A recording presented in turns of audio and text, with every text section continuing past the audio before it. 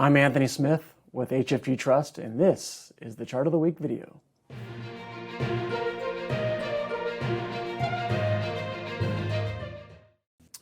Hello and welcome to the Chart of the Week video. Unfortunately, I have some sad family news this week as my father passed away. And I've been spending a lot of time with the family these past few days and very easily could have justified skipping this week's video. But I really do enjoy these opportunities to share our interpretation of economic and financial market information that we follow closely with all of you. And we do like the feedback and the questions, as it lets us know that this is an engaging exercise. And by the way, this is far from a pity party, as my dad made it all the way to 89 years of age and was sharp as a tack until his final moments. And he lived a very full life and escaped death, I'm sure, on many occasions, as he was a Navy fighter pilot in the 1950s and 60s, and then was part of an attack squadron of A-4 Skyhawks in the Vietnam War. And as he would remind me on occasion in a somewhat veiled, arrogant tone, he flew the fighters long before they landed themselves on those aircraft carriers. So how am I letting my dad's influence shine through in this week's video? Well, he was passionate about economics and had a real knack for seeing the big picture, how everything is and will play out in the future based upon current trajectories and human nature, if that makes sense. In February of this year, he sent a letter to his 6 children. I have it in my hand, and it's his assessment of the path we're on here in the United States and advice on how to best protect our wealth.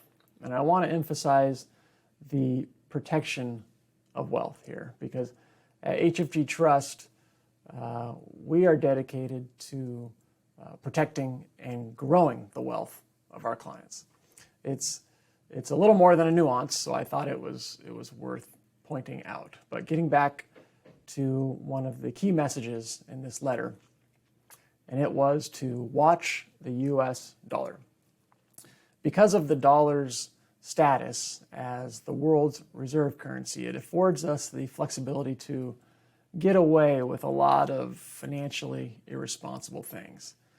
On the monetary front, there's been a great deal of money creation, as we have noted in prior videos. And on the fiscal front, the last time the U.S. government ran a surplus was in 2001. The deficits have been adding to the national debt ever since, and most alarmingly, last year in 2020. So one of the takeaways from this letter is that if the dollar gets bumped from its pedestal as the world's reserve currency, then we as Americans won't be able to get away with as much. And that could be a tipping point. Don't know when or if that'll ever happen. The dollar has performed okay against other currencies so far. And so let's look at this chart here. It is the US dollar against a basket of major global currencies over the past 50 years. And as you can see, it has fluctuated, but it is just a little bit below its 50-year average. So why is that if we've been irresponsible as a country when it comes to managing finances? And I think to better understand that, it would make sense to familiarize yourself with the concept of a currency war. And basically, central banks around the world watch each other. If the currency of country A depreciates against the currency of country B, then country A's exports will be cheaper to country B and could steal market share away from country B's producers.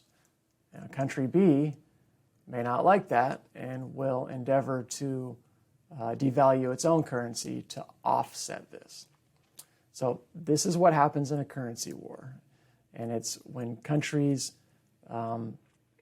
it's sort of a race to the bottom to devalue their currency in order to protect the export market and their producers.